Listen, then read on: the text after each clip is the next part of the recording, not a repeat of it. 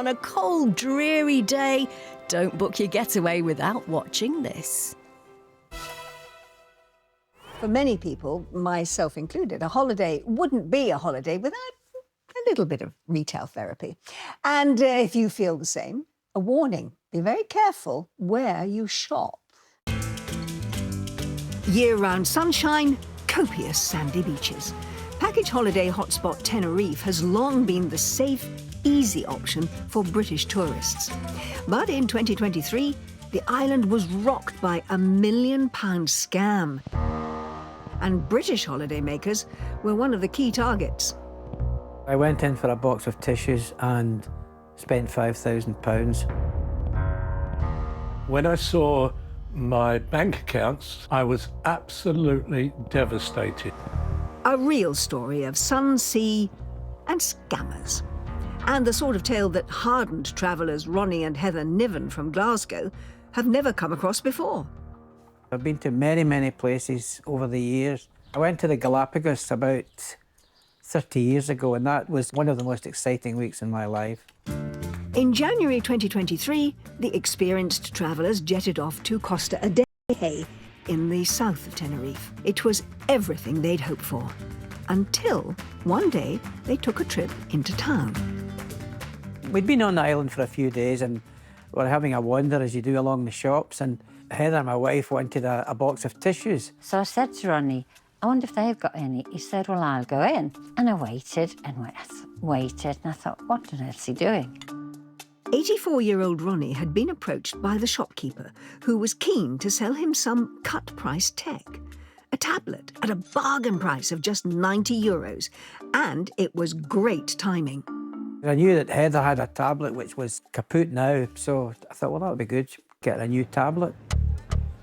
Very pleased with Heather's surprise gift, Ronnie was ready to head back out into the Spanish sunshine, when the shopkeeper explained that he must return to another shop on the day they flew home to complete customs forms to allow them to take the tablet out of the country.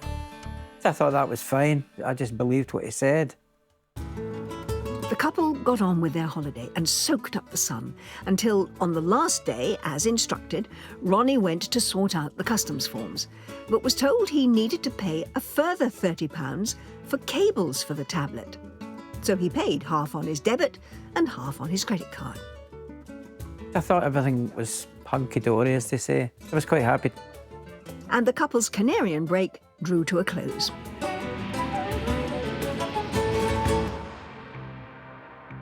But the happiness was to be short-lived. Just hours after arriving home, I was sorting out washing, and all of a sudden, Ronnie shouts up, Heather, Heather, I've been scammed. And I thought, oh my God. while Ronnie thought he'd paid just £15 on each of his debit and credit cards. In fact, he'd been charged nearly £5,000. I just felt I had been completely stupid, and how I could have allowed myself for this to happen to me. The shop had taken £1,318 from his debit card and £3,647 from his credit card. Ronnie says he doesn't remember seeing such large sums on the screen of the card machine. Otherwise, he'd never have gone ahead. And while his bank, RBS, reimbursed the smaller sum, Barclays refused to refund the £3,647 that he'd paid on credit card, because Ronnie had approved the transaction by putting in his PIN number, even though he disputes that he had any idea that it was for so much money. It's a large amount of money when you're retired and not working. It really is. It definitely did affect Ronnie. And every morning afterwards, when he woke up, he obviously hadn't slept, and he said, I've been so stupid. Ronnie and Heather referred their case to the Financial Ombudsman in the hope that Barclays might be forced into a rethink. But little did they know that Ronnie was far from the first or only tourist targeted by the same scam. He was one of hundreds of Brits lured into shops on Tenerife's most popular seafronts by the promise of a cut-price tablet, and then fleeced for far more than you'd ever pay for a top-end one. That same month, January 2023, Pastor Alan Smith and his wife Roz were also targeted, just down the road in Playa de las Americas, whilst visiting as part of a cruise of the Canaries. I reached the ripe old age of 80 years old, and so the cruise was a celebration of my birthday. But sadly, it would be a case of many unhappy returns. Just like Ronnie, Alan was approached by a salesman offering a bargain tablet, all for £39.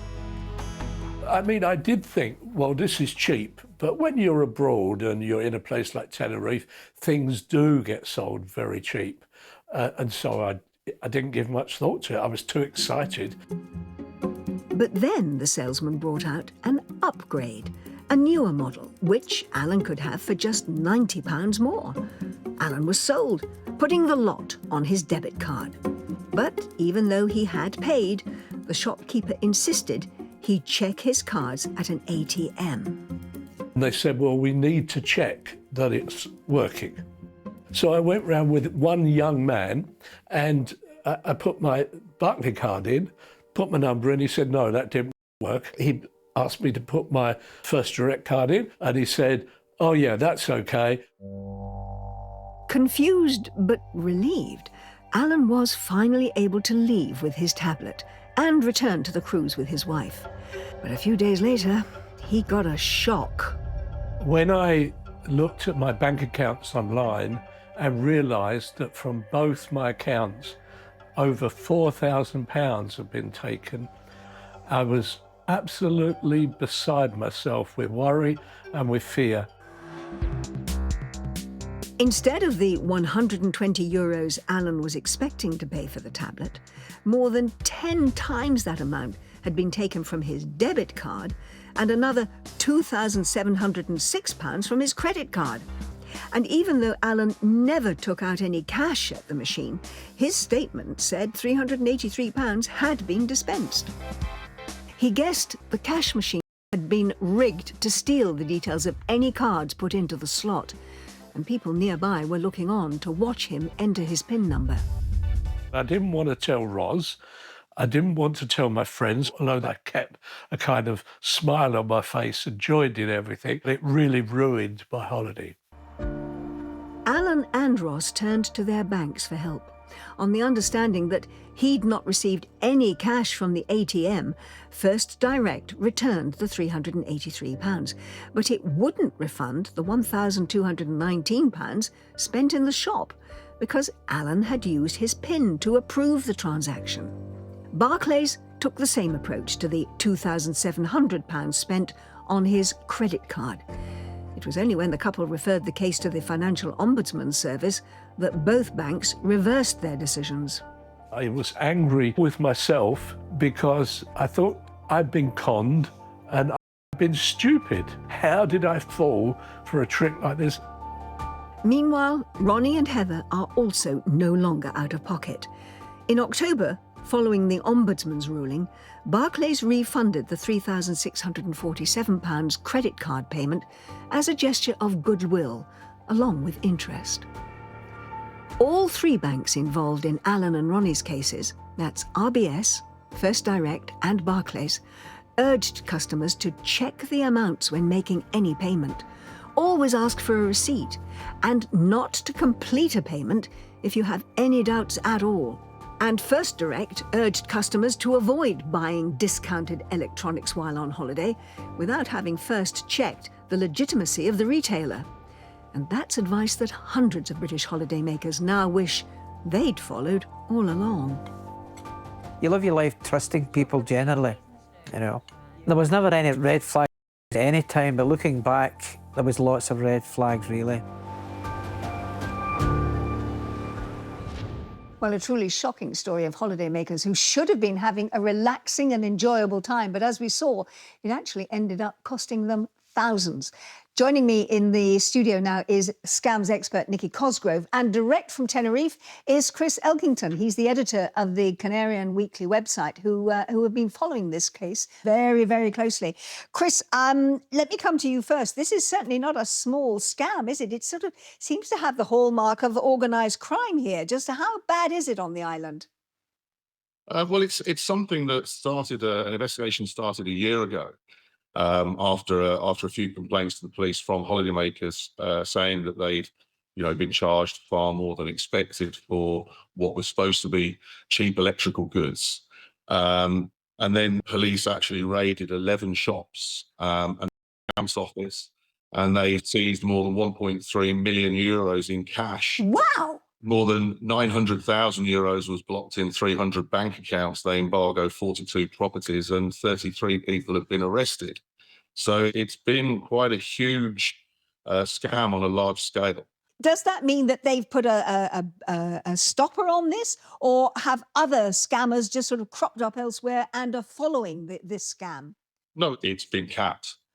In total, there's actually 1,800 victims so far that have come forward, over 800 of which are from the UK. And as you can imagine, a lot of them who have had the holiday ruined, their vision of the island is tainted, they've been embarrassed, haven't come forward. So this is why we're here, because we want to encourage people to come forward to make a claim for the money that they've been scammed out of. I'm going to bring Nikki in the studio now. Nikki, how do you think this particular scam was actually orchestrated? How were they able to get the information they needed to be able to steal the money from those accounts? Yeah, I think one of the really interesting things that we're seeing here is that this is classic social engineering, where they're trying to gain that trust to ultimately get their prize.